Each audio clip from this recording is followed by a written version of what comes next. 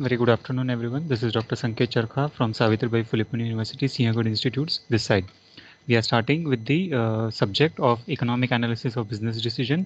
And in the earlier or the first chapter, we have understood what is meant by economics, what is the concept origination and development of the term of economics. And further, we have understood what are the various branches of economics. With respect to the major consideration, we have seen what is meant by macroeconomics and what is a concept of microeconomics. Further, we have also dealt with the subject called as an managerial economics, which is a new branch of economics that has been inserted. And the definition that has been given by Adam Smith and Professor Lionel Robbins was also been undertaken for this study. Then also we have understood about the various theories that are applicable with respect to the economic study development. So the theories with respect to the Adam Smith's growth model, Maris growth organization model, all those theories we have also dealt with and we have understood or undertaken the Williamson discretionary theory, the Maris growth model theory, and the Baumol's static and dynamic model theory. So, what are the various factors that influence of the behavior of a particular individual, whether it is a factor of either managerial discretionary, factors of skill sets, factors of production, factors of land, labor, capital, enterprise, and resources, and so on. Also, we have studied or we have looked into the economist theory of the firm with respect to SALT and Mark behavioral theory that has been provided. Also, a brief overview of the profit maximization model that has been provided by Adam Smith and the firm's objective or the motive of the firm, whether it is a profit maximization or wealth maximization, that was also undertaken in the last chapter. Now, today we are starting with the second chapter of economics, that is utility and demand analysis. So what is meant by utility? What is the concept of demand? And how do we need to undertake or how do we need to understand or analyze the demand for a particular product? Demand analysis. Now beginning with this particular chapter, the concept of demand. So for understanding the concept of demand analysis or what is utility, we have to first understand or we have to first learn what is meant by demand. So there are two definitions that have been provided by Benham and G.L. Thicketty, which means the first definition of Benham, it's the demand for anything at a given price is amount of it which will be bought for per unit at that particular price. So how do we define about demand for a particular product? It is specifically identified or it can be determined based on the purchasing power of an individual. So whenever I say I want to purchase gold, then I must have a purchasing power to purchase that particular gold. Now that particular purchasing power or the unit must also be very specific. That is, whenever I say that purchasing of 10 grams of gold, then accordingly my capability, my ability to purchase 10 grams of gold must be around 20,000, 50,000, 55,000, 60,000, and so on. Whenever I say I want to purchase a Bisleri, that is a mineral water of a particular bottle of mineral water, then the costing of this particular product or this particular price or commodity is around from 15 rupees, 20 rupees, 30 rupees, 50 rupees, and so on. So accordingly, my purchasing power should be associated with that particular product. And whenever I say I have the purchasing power to purchase that particular product, then we can say that there is a demand for that particular product. Now, for example, a particular labor or a particular person who is living on footpath. So that particular person, he does not have a capability to purchase either Mercedes, BMW, or a particular flat which is costing rupees 1 crore. So accordingly, the particular person, according to his purchasing power, according to his income, he is looking for his demand, he is looking for his needs, and accordingly, he will be consuming only those products which are affordable, which are comfortable, and which are within his own limits. Simultaneously, which will be bought per unit price. Now, demand analysis, what does it focuses? It focuses on per unit of product. Now here, whenever we say per unit of product or that particular specific price, then it is always related to one single commodity. That is purchase of 1 gram of gold, purchase of one flat, purchase of one Mercedes car, purchase of one product, purchase of one toothpaste, and so on. So one single unit, it differs from person to person. A particular individual person who is staying on a particular PG room, he will be purchasing only one quantity. A particular family living together, that is father, mother, children, and sister, they will be purchasing either 2 or 3 quantity. A particular family which is of a joint in nature, they will be purchasing 4 to 5 quantity. A particular organization wherein there are 10 to 15 employees, they may be purchasing 10 quantity. A particular large scale organization having employee strength of 1000 to 2000, they will be purchasing 100 to 200 quantities. So in this case, what happened? The quantity differs from the number of participants, number of persons that are there into existence. So what happened? Your demand for that particular product is always changing as the number of persons, as the number of people increases. So based on that identification, we have to identify how many participants, how many consumers are there for that particular product, and accordingly the particular product will be demanded. If I am individual living at my home, then accordingly for my individual basis, there will be requirement of only one single unit. If there are more persons living with myself, then accordingly the requirement of that particular product will be in more number. Same case, it is also associated with the pricing factor. Now, a particular product that I am purchasing for. So at this stage, whenever I purchase one product, the price will be around 10 rupees, 20 rupees, depending on the what product I am purchasing. For example, purchasing a mineral water bottle. So for this case, I will be needing only 20 rupees. But if I want to purchase 50 liters of water, if I want to purchase 10 bottles of mineral water, then accordingly the price, the quantity, the everything product commodity changes, and accordingly the demand for the product changes depending on the individual. Now, the second definition that has been given by GL Thicketel, the demand for any commodity is the amount that will be bought at any given price per unit of time. So what is the demand for any commodity is the amount that will be bought. So what is the amount? The amount is specific quantity that we are purchasing. So whenever I say that I want to purchase 1 liter, 1 kg, 2 kg, 5 kg, 10 kg, that is the amount of quantity that has been bought. And that particular quantity is associated with a given unit per price of fine per unit of time. So accordingly per quantity basis, the price also changes. When now, for example, if I want to purchase wheat, the wheat per kg may be around 30 rupees, 35 rupees per kg.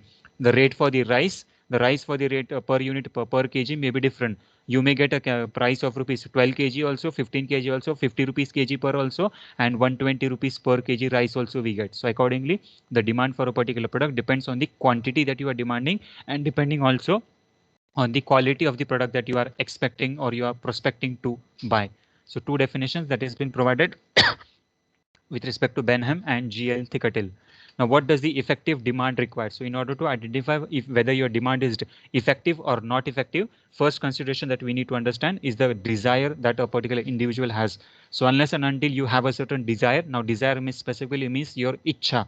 So unless and until there is a thirst, there is a desire, there is a willingness to purchase, we cannot say that there is a demand for that particular product. So desire in the sense, if you are having a certain desire for purchasing, for consuming, for eating something, then only you will be going to that particular location and then you will be purchasing that particular product. So always the purchasing power of an individual is always backed by a desire. So a desire in the sense, now this particular desire may come from any point of time. That is, you may watch an advertisement, you may listen from a particular people, you may just have your temptation, you may just have a certain motivation, and so on. So based on those particular concerns, the desire may be developed, and whenever the particular desire has been developed, the person reaches out to the different stores, different outlets, and accordingly the product is been demanded.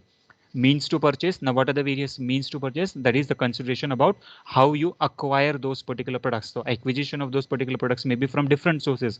You may menu. Now, for example, if you are hungry, now for whenever we say that you are hungry, now there are various options for you. That is, you may cook the food at your home, you may call a certain person to cook for yourself, you may either go out for a particular restaurant, you may go out for a certain mall, or you may purchase the ready-made packaged foods, and so on. So means to purchase. So in order to satisfy your demand, so what was your demand? Your demand was to satisfy your hunger. So satisfaction of hunger, there are 4 to 5 options in which your hunger can be satisfied. Another case, for example, if you want to travel from one place to another place, that is, you want to travel from Mumbai to Delhi. So for traveling from Mumbai to Delhi, there are various options. That is, you may go via road also, you may go via rail also, you may go via airways also, or you may build a seaport also. So accordingly, various ways are available for you. So means to purchase. Now here, what is your demand? Now, if you're willing that I want to go by a certain specific mode, then and a specific mode which is for example of a road, and accordingly that particular road purpose if you are objecting for, then for this particular concern you have various options, whether you want to go by walking, whether you want to go by cycling, whether you want to go by two-wheeler, four-wheeler, and so on. For example, the option that you choose, if that you want to go by four-wheeler, so under four-wheeler also you have different categories, different brands of vehicles that is made available. So what are the various means to purchase? How will you able to satisfy this particular demand? What is your demand? Your demand is to move from one place to another place, that is from Mumbai to Delhi, and via roadways. So in this way, the various means for purchases are available for you. Now, various brands, you may go for Maruti, you may go for Tata, you may go for Hyundai, you may go for Mercedes, BMW, and so on. So various brands of products are available for you, and from those particular brands, you may pick one product. For example, if one brand is been picked, then accordingly under that particular brand also you have various different products. So what we are doing, we are going from a macro perspective to a micro perspective. So always demand analysis focuses on a micro perspective, and in the definition that is given by Benham, Benham specifically focuses. Benham is an European economist. He specifically focuses on a particular concept of an microeconomic level, that is for a per unit of price and a per single unit of per single quantity of product that has been demanded. And in the case of means to purchase, you may not purchase 10 vehicles to travel from Mumbai to Delhi. You will need only one vehicle wherein you can transport, wherein you can travel from one place to another place. So in this case, what we are doing, from going from a macro perspective, you are coming to a micro perspective and you're selecting only one single unit of product.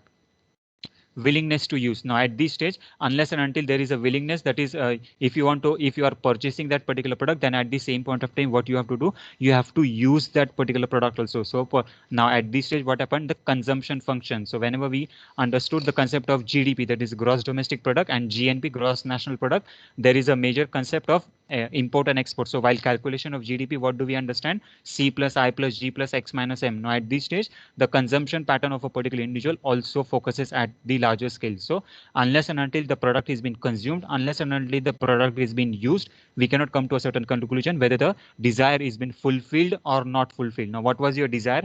Your desire was to travel from one place to another place. That is, you want to travel from Mumbai to Delhi and you want to travel via roadways. In that particular roadways, you want the option of four-wheeler, and in that particular option of four-wheeler, you have purchased a car of Hyundai. Now, this particular car that you have purchased of Hyundai, whether that particular product that you have traveled or whether that product that you have purchased was your satisfaction level up to a mark, whether the satisfaction level was 40%, 60%, 80%, 100%, and so on. If the satisfaction is level is 0%, then we can say that your desire is not fulfilled. Why? Because your destination that you are reaching, it will be very uncomfortable, and the work that you are going to work, the work that you are going to do for will not be done successfully and effectively. So in this case, the demand is being associated with your desire. That is why you are purchasing this particular product. What is the need for purchasing this particular product, and what are the various options that are available for you to purchase this particular product? And lastly, willingness. So how was your willingness, whether the purpose, objective, or motive of purchasing that particular product is being achieved or it is not achieved.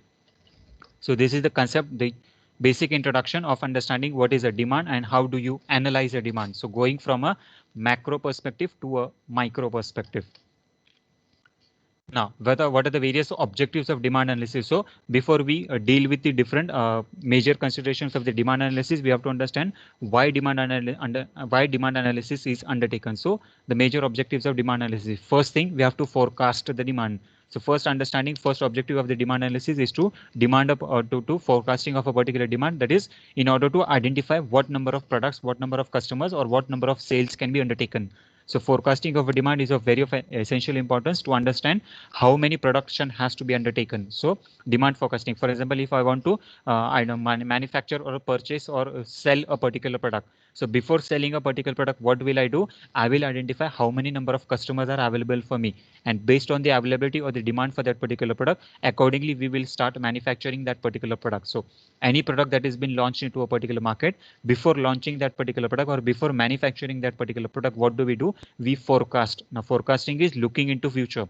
That is when in actual sense the product will be into market, when the product will be offered to the customers, whether the customer will purchase to it or not, or whether if the customers are purchasing, why they are purchasing, if they are not purchasing, why they are not purchasing, and if they are purchasing, what is the outcome of that particular product. So here, willingness to use. So whether the product that was been offered for you, what satisfaction you have level you have achieved or you have attained from that particular product. So in this case, we have to understand about forecasting of that particular product of in terms of demanding. Now this particular demand may be on the basis of your price or in the basis of your quantity.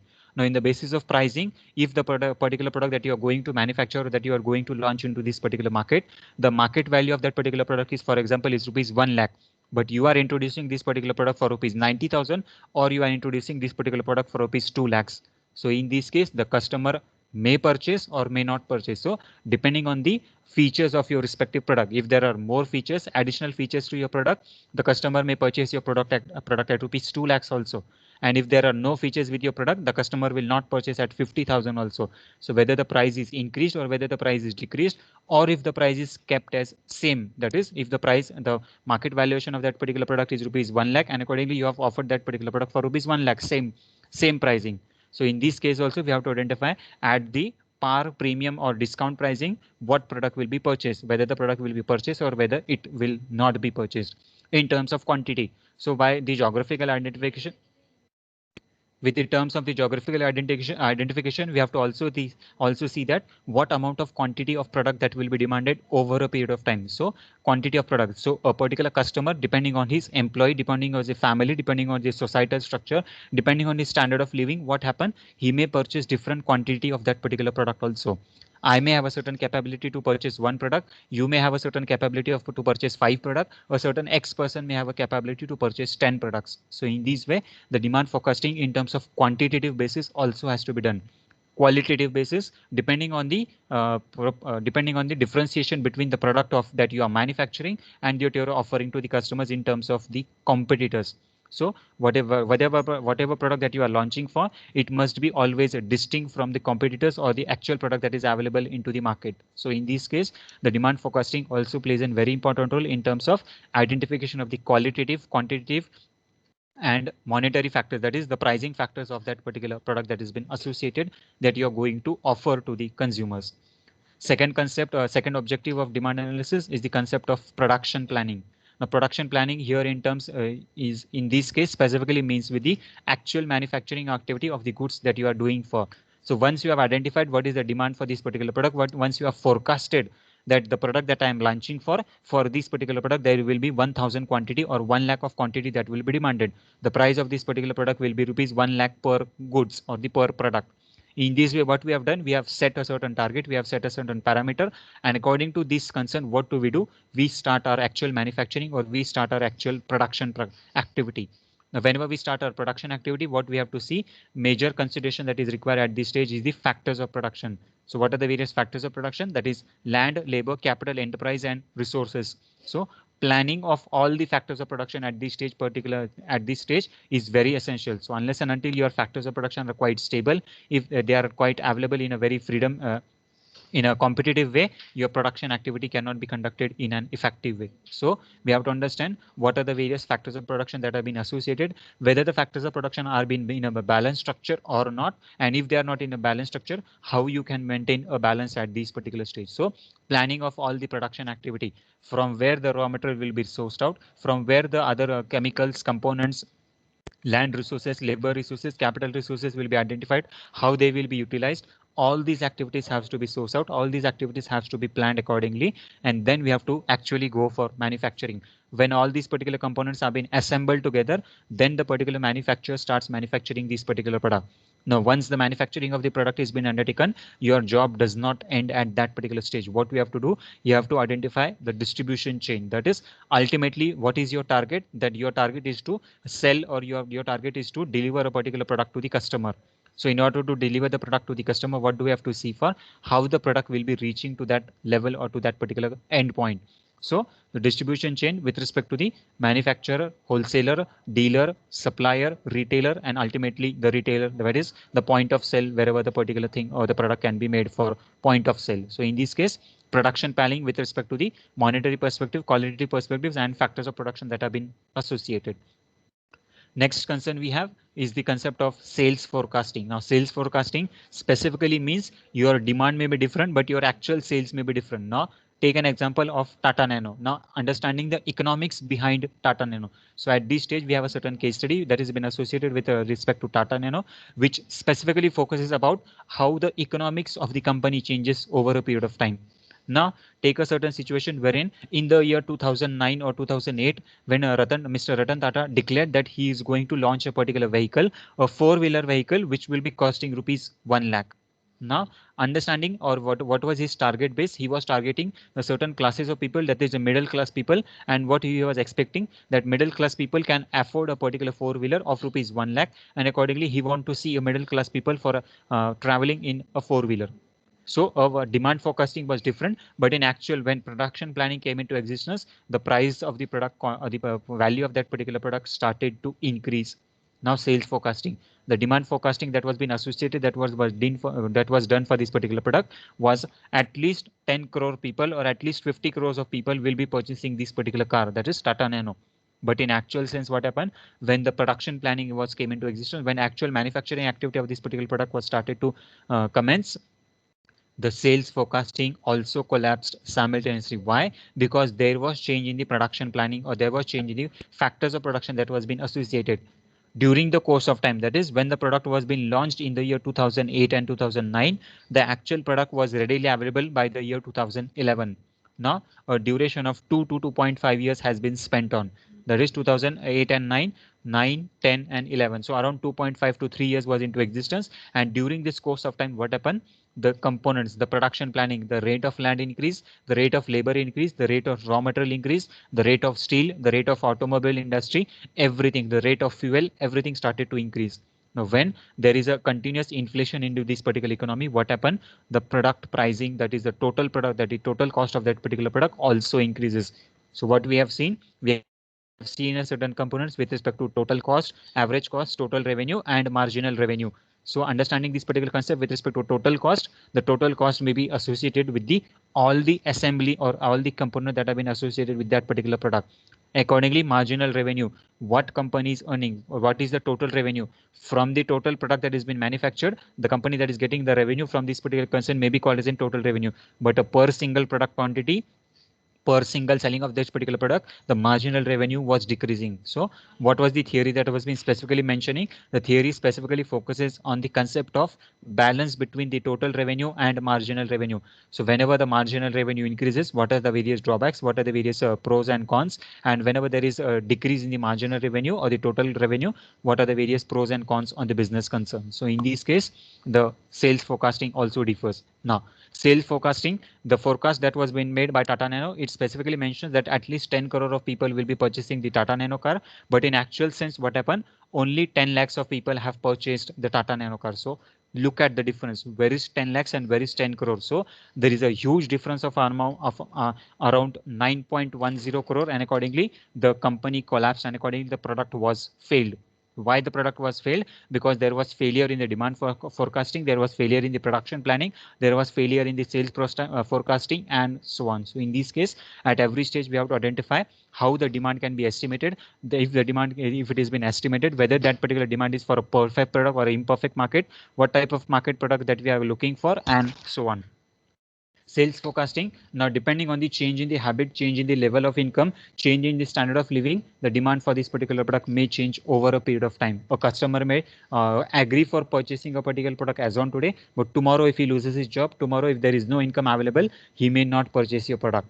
Today, a particular customer may say you that I may purchase one quantity, but tomorrow if his standard of level increases, if his income level increases, he may purchase 10 quantity of products. So sales forecasting has to also be very effective. Only then the demand analysis can be done in an effective way. So what is the pattern of individual? What is the pattern of saving? What is the pattern of expenditure? And so on. Everything has to be identified. And then the sales forecasting, that is, the sales forecasting is completely dependent on the manufacturing activity, and manufacturing activity can be very effective only when the demand for the demand forecasting is done effectively. Next concept, control on the business factors. So business factors that have been associated with your business are the internal factors and the external factors. Internal factor, that is within the organization, what are the various changes, what are the various outlook that has been there into existence, and how your business internally is been changing, whether all the activity that have been conducted in the department are conducted very effectively, very fluently, and there is proper coordination between all the departments. So manufacturing department, raw material department, stockist department, wholesaling department, marketing department, sales and distribution department, finance department, operations department, and so on. So all these departments must have a proper coordination, and only then the business activities of the internal organization can be done very effectively. Your proper stability in the internal management, that is your top level management, middle level management, and low level management, all the participants or the components of the employees must be very effective, and then only we can say that our organization is having a healthy internal environment. External environment with respect to the government, the various business factors, the various competitors, the various investors, traders, stockists, banks, and so on. So the various participants or the stakeholders who are available for your particular business, they also have a certain stake about how a particular product or how a particular demand can be identified and whether the business is flourishing or not. So in this case, we have to understand, or we have to see about what are the various business factors that have been associated, and when these business factors have been associated, whether they have been conducted effectively or not. So if they are conducted very effectively, then whether the performance of the internal management and the external management, whether it is going effectively in a balanced way, and how it is benefiting organization as a whole. Inventory or stock control. Now, inventory or stock control is directly related with the production planning concept. So production planning concept specifically focuses on the availability of raw material. Inventory means specifically your raw material or the stock. That is, you must have heard in terms of accounting, that is stock or the opening stock and closing stock, the stock that is available in your balance sheet, which is having either opening value or a closing value. So stock in trade that is available, the goods that have been available at the inventory level, which have been either used for the day-to-day consumption or the long-term consumption. So you may have a stock which can be used at the immediate basis, or you may have a certain stock which may be used after a certain point of time. So proper maintenance of inventory, at what time, at what place, and at what quantity the inventory will be required, and how do you need to maintain the inventory or the stock of this particular goods and services that have been into existence. So for proper or effective production concern, we have to see that you have a proper availability of raw material. So if raw material is available into your warehouse or the particular godown, then only the economic activity, that is, what is that economic activity? Economic activity of manufacturing, economic activity of delivering or supplying the goods to the particular consumer will be effective, and only then the entire cycle will be complete and going in a smooth way. So proper control on inventory, proper control on stock has to be there into existence, and then only the demand analysis objective can be achieved. Short-term and long-term growth and investment. So simultaneously, a particular trader or a particular company has to also look for what is the concept of, or what is the concern of short-term and long-term growth that is there or that has been associated. Short-term growth. Now, what is the objectives and aims of that particular company in terms of short-term level? So short-term, what they are looking for, whether they are achieving or whether they are looking for the profit maximization or wealth maximization. What is the market position of this particular company? Whether it is a regular product, whether it is a traded product, whether it is a premium product, or whether it is a seasonal product. So based on the type of your product also, you have to identify what growth rate will be there for this particular product, and accordingly, what amount of quantity will be demanded. Now, based on the growth that is there for your product, what happened? We have to source out for the investment that is there into existence. So investment with respect to investment of the short-term level and the long-term level. Short-term investment is also is always called as an working capital, and long-term investment is always associated with the amount of debt that you are going for. So a debt may be identified from the various concern with respect to the banks, financial institutions, government institutions, private lenders, money lenders, and so on. So there are various options available into the market wherein the amount of the fund can be raised, and accordingly the long-term achievement of the long-term investment factors can be associated. Short-term factors. Now, for the short-term availability of the funds or the amount that has been required, you may source out from your internal management, you may source out from a bank, you may source out from the short-term money lenders, and so on. So a short-term requirement of the funds can be associated, can be linked with the various performance associations, and accordingly from the financial institutions that are made available, you can correlate between how the organization is growing and how for this growth of the organization, the availability of finance, availability of investments can be made available. And last perspective is the concept of economic planning. The concept of economic planning specifically focuses on the overall growth rate of that particular economy. The overall growth rate of that particular economy, it's specifically mentioning about how the economy is growing. That is, whether the economic growth rate of that particular economy is at 1%, 2%, 5%, 6%, 8%, and 10%. What is the GDP of that particular economy, what is the GNP, what is the purchasing power, what is the income level, how is the standard of living, and so on. So economic planning. Economic planning with respect to the monetary policy, fiscal policy, trade policy, import export policy, and so on. So all these are the various factors with which you have to understand, with which you have to take into concern about how the economy is growing. Now how economy has been formed? Economy is formed with the various components or the participants of the different organizations, manufacturers, traders, suppliers, dealers, and so on. So when all the components come together, they work together, then we can say that overall economy is growing. Only when one sector, for example, if only manufacturing sector is growing, we cannot say that economy is in a good position. all the sector, then there are n number of sectors available into a particular industry, that is steel industry, iron industry, manufacturing industry, auto industry, textile industry, and so on. So based on this particular concern, the economic planning can be very successful, can be very profit making for the entire organization or for the entire country, whenever only when the profit maximization, sales maximization, wealth maximization objective is been achieved and the economy is going in an effective way. Okay, any difficulty at this stage? This was the concept of demand analysis. Now we are moving with the concept of specific demand. If you have any difficulty, you can please unmute yourself and ask the questions.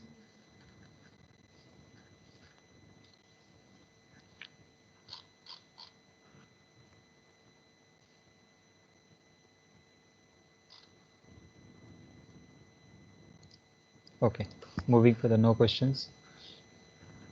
Now identifying what are the various types of demand. So earlier what we were seeing, we were understanding what is the meaning of demand and what are the various objectives of demand that has to be identified or that has to be associated, that has to be fulfilled by a particular organization or by a particular industry or by a particular manufacturing firm or a company.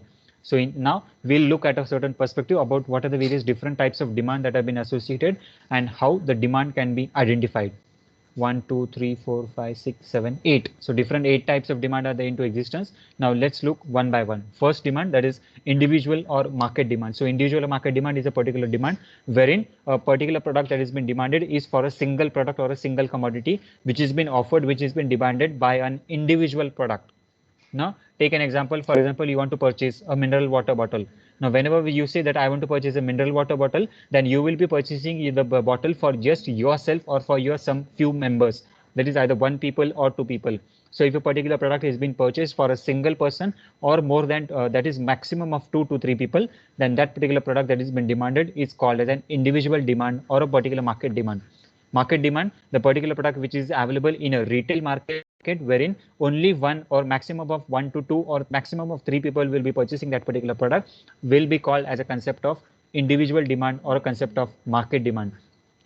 Second perspective, the firm or industry demand. Now, firm or industry demand is a particular concern wherein at this stage, if a particular product has been demanded by a certain firm, by a certain company, by a certain organization, by a certain association, then that particular type of demand is called as an firm demand or an industry demand. So for example, take an example of Siagat Institutes or a particular company that is HCL, Hindustan Computers Limited, or TCS, Tata Consultancy Services. Now, these particular firm, now at this particular stage, what happened? There will be demand for a different products. Now, identify the type of demand and type of demand under the category of firm or industry demand. Now, Siagat Institutes forms under the category of education industry, and under this education industry, what will be the demand for this particular product? We may require file, we may require furniture, we may require for fixtures, we may require chairs, we may require classroom, we may require blackboard, we may require markers, and so on, chalk, dusters, and so on. There are many products that have been required in education industry. But what we are doing, we are not purchasing one single quantity or 2 or 3 quantity. We are purchasing the quantity in bulk. That is the quantity that is been purchased. For example, purchasing of a particular printer machine, purchasing for different computers. Now TCS, what TCS will do when TCS is purchasing a certain goods and services or commodity, they are not buying 1 or 2 quantity. They will be buying 10 quantity, 50 quantity, 100 quantities, 200 quantities, and so on. Same case in case of Siagat Institute, when we are purchasing markers, dusters, pen, paper, pages, computers, printers, desktops, and so on. What we are doing, we are purchasing the quantity of 100, 200, 500, and so on. Why? Because the demand for this particular product is in maximum number. So in this case, as an individual, that is for the example, that is Mr. Sanket needs a particular laptop. What he will do, he will purchase only one single laptop. He will not need 5 laptops at the same point of time. But if I want to purchase a laptop for my firm, if I want to gift it to my employees, or if I want to give a certain services for my respective employees or my respective customers, then I'll be purchasing 10 laptops, 20 laptops, and so on. So in this case, depending on what is your nature of purchase. So if you are purchasing for your individual self, then the purchase of laptop will be just 1. If you are purchasing for your company, then the purchasing quantity may increase. It may be around 10 or 20. So the third type of demand. Third type of demand may be an autonomous or derived demand. Now, what is the concept of autonomous or a derived demand? Wherein a particular demand which has been generated over a period of time. So at initial stage, you don't have the requirement of this particular product, but after a point of time, after a several stage, this particular demand may be generated, this particular demand may be created, and based on the creation, based on the need, the autonomous or the derived demand is being created. Now, for example, give you an example. For example, whenever there was a situation of COVID-19, in the earlier phase, what happened? There was no more demand for a earphone. There was no more demand for a smartphones. There was no much demand for your Bluetooth devices. There was no much demand for the data pack that was being required. But as soon as the COVID-19 situation came into existence, what happened? The demand has been derived. Everyone wants to switch online. Everyone wants to conduct their activities. Everyone wants to conduct, or they have to perform their activities, or they have to complete their job online mode. And accordingly, due to this concern, what happened? There has been a derived demand for purchasing of Bluetooth. There has been a demand for purchasing of the headphones, earphones, wireless phones, smartphones, and so on. So in this way, what happened? The demand has been derived over a period of time. That is, before 2019, there was no demand for this particular product, but after 2020, the demand has been increased, or the demand has been derived. Again, in the year 2022, when everything is been normal, when physical classes will into existence, what happened? These particular products will not be into demand, and you may switch from the physical classroom. So in this case, what happened? The demand is been derived. The demand is been created for an autonomous level, that is for a very specific level. After a specific period point of time, the demand may be achieved, and accordingly, the product may not be used. Another example, that is an example of an autonomous or a derived demand. For example, you are a student. Now, whenever you were a student, that is at 10th standard, 12th standard, at the graduation level, you was not needing laptop or a particular desktop at your home. But today, whenever you have taken admission for your MBA, what happened? There are various assignments given for you. There are various presentations given for you. There are various activities that you have to do. There are various emails. There are various job activities that you have to conduct either on your laptops or either on your desktop that you are going for. So at this stage, whenever you approached your MBA course, whenever you approach the MBA curriculum, now for example, there are two friends. One friend has taken admission to MBA, second friend is doing the job, and he's not, or a third friend is not doing anything. Now at this stage, what will be the derived demand? The first friend who has taken admission for MBA, he is having a derived demand for a purchasing of laptop. Why? Because his need has been created, his demand has been created, his job has created, his activities has derived in such a way that he is in need of that particular laptop, and he will be purchasing the laptop. The second person has got the job, and accordingly his job is specifically related with it, not with the laptop, but he needs a certain concern wherein he has to sit on a particular table, and accordingly sitting on that particular table, he needs to do his activities on the desktop only. So at this case, what happened? He will be in a need, or his autonomous or derived demand will be specifically for a particular product which is of a desktop nature. Another person, the third person or the third friend, he is not doing anything. So at this stage, there will be no demand for this particular product or a particular commodity that he is looking for. So autonomous demand, what he will be needing for, he'll not be needing either laptop, he will not be needing either desktop, and accordingly he will be just spending his time as and when it is been required. So individual demand. Individual demand, that is for your individual need, individual requirement. The firm demand for the respective firm, for a respective industry, for a respective company, and so on. Autonomous or a demand which has been derived, which has been created over a period of time, and as and when the time changes, as and when the need changes, you purchase that particular product, you go to attempt to purchase that particular product, you use that particular product, and when the need arises or when the need is been fulfilled, you stop the usage of that particular product. Another type of demand, that is for durable goods and non-durable goods. So there are different types of goods that have been required over a period of time, and those particular goods have been categorized under two categories. What are the two categories? Durable product and non-durable product. Now, for example, purchasing a refrigerator, purchasing the vehicle, purchasing a washing machine, purchasing or interior decoration of your firm, purchasing the different blankets, purchasing the clothes, and so on, or the purchasing of food articles. Now, we don't go to a particular mall and we daily purchase washing machine, refrigerator, and so on.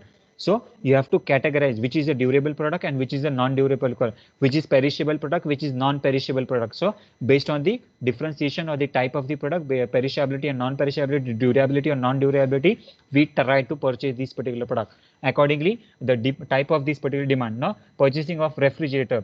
You may purchase the refrigerator once in a year, twice a year, or once in a 3 year, once in a 5 years, and so on. Whereas in case of food commodity or the food consumable product, you may need to consume the foods on a daily basis, and accordingly the need for this particular product is for a daily basis or a minute basis, hourly basis, and so on. So in this case, we have to identify which type of product we are looking for, whether it is a durable, non-durable, perishable, non-perishable, and so on. Short-term or long-term product. Short-term or long-term product are specifically associated with the specific time of duration. Short-term product which is been specifically used for maximum of 1 month, and the product which is been used for the period of which is for the more than 1 month or more than 1 year, that particular product or that particular type of demand may be called as an short-term demand or a long-term demand. Now, for example, purchasing of a umbrella. Now, purchasing of a particular umbrella may be for just a very short period of time. That is, you may purchase an umbrella for just only 4 months. That is from June to September, only when there is a rainy season. Long-term product. Now, if you want to purchase clothes, same. The umbrella is a type of a cloth, and a particular clothes that you are purchasing is also a type of cloth. But we are using certain different types of clothes for a different occasional, different functions, and for several point of time we wear different types of clothes. So accordingly, long-term basis, a certain product or a certain blanket, we do not change a blanket very often. That is for every month or for every season and for every so on, and the blanket remains the same. So in this case, the short-term period, a particular product which is used for a very short term, and the particular product which is used for a very long-term period. So based on the duration, based on the time factor also, the type of demand changes or the type of demand differs. Joint or composite demand. The concept of joint or composite demand is a particular concern wherein one product is dependent on other products. So in this case, what we have to understand, the joint or the composite demand is always associated with different types of products or different type of commodity, depending on the need and requirement of that particular individual.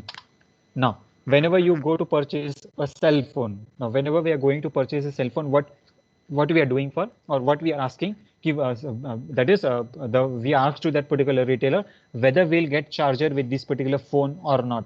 Now, when if you are purchasing a cell phone, it is a mandate, it is a requirement that at the time of purchase the battery may be full, that is 100%. But over a period of time, what we have to do, automatically the battery drains, that is after your consumption, and accordingly whenever the battery comes to zero level or 1% or zero level, you have to again recharge your cell phone, or that is recharge your battery, and then the product can be used. Otherwise the product, that is the cell phone, can be used, otherwise the cell phone cannot be used. So here, joint or composite demand. What was your basic product? Your basic product was purchase of cell phone, but jointly which product is associated? The joint product that has been associated with the cell phone is the charger. So at this stage, a joint product, that is without this particular product, the other product cannot perform, the other product cannot be used, and in order to use this particular product, another substitute or another complementary product is available at this particular stage. Another example, now if you are purchasing a particular bottle, now whenever we purchase a mineral water bottle, what happened at the same point of time, he does not give you a water. What he will do, he will provide you the cap of that particular bottle, he will provide the particular packaging of that particular bottle. The bottle will be in a round shape, it will be properly packed, it will be properly sealed, the seal will be available, the cap will be available, and the cap will also be sealed, and only then the bottle is given for you.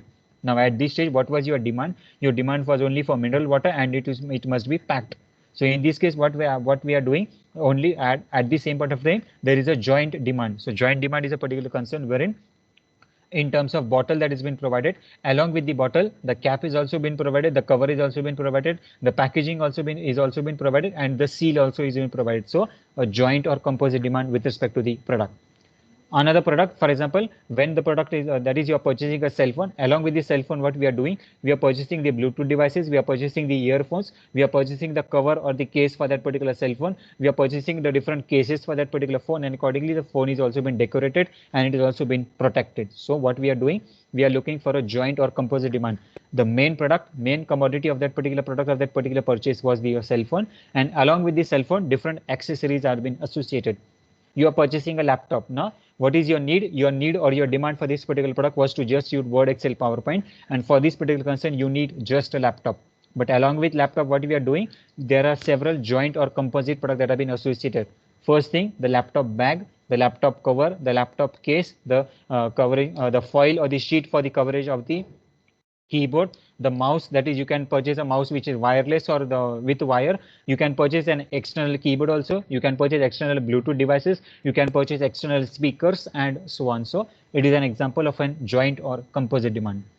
direct or indirect demand. Direct or indirect demand, wherein the demand for a particular product may be direct for an individual, or it may be created by some another person. Now, for example, you are purchasing a particular product which has been directly related to you. Now, for example, we as an educational institution, or you as a particular student, now a particular person or a particular employee who is related with the manufacturing industry, what is his requirement? That is a direct requirement. He will be needing proper shoes. He will be requiring a particular uniform. If you are working on the field, then accordingly you will be requiring sunglasses. You will be requiring cap. You will be requiring the apron and so on. So accordingly, this is the concept of direct demand. Indirect demand, that is by the word of mouth or by the listening to different people.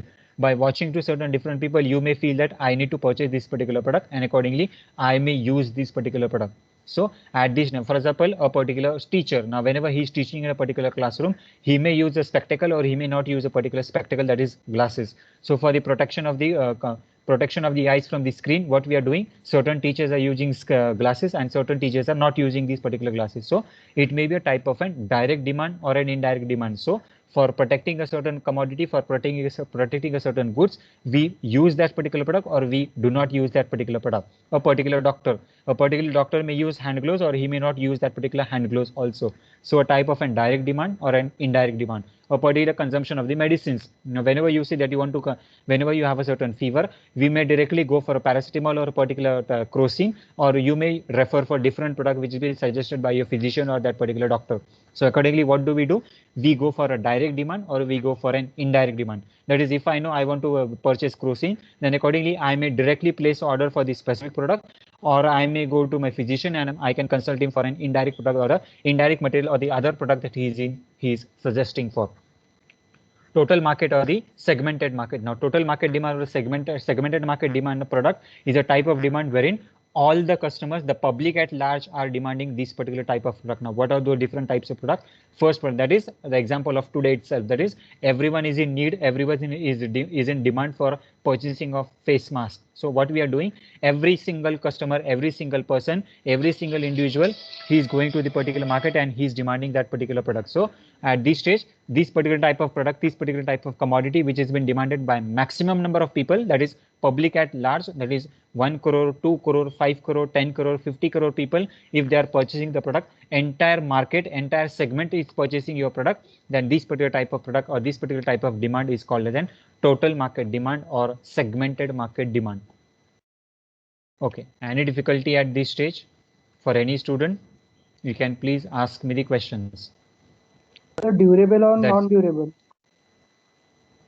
Durable and non-durable. So durable product are those particular type of product which can be remaining for over a longer period of time, and non-durable are these particular type of product which cannot be remaining for a longer period of time. For example, purchase of an umbrella, purchase of an food articles, or purchase of an almari, that is a particular cupboard. Now cupboard we do not purchase on a daily basis.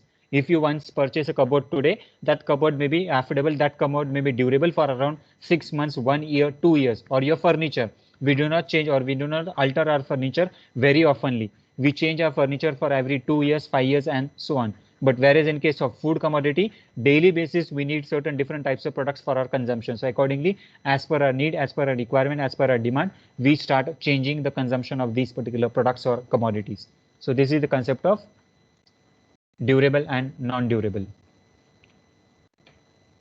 Any other? Thank you, sir. Yes, welcome. Okay, I am dropping the link of attendance in the chat box. Students to please mark their attendance accordingly.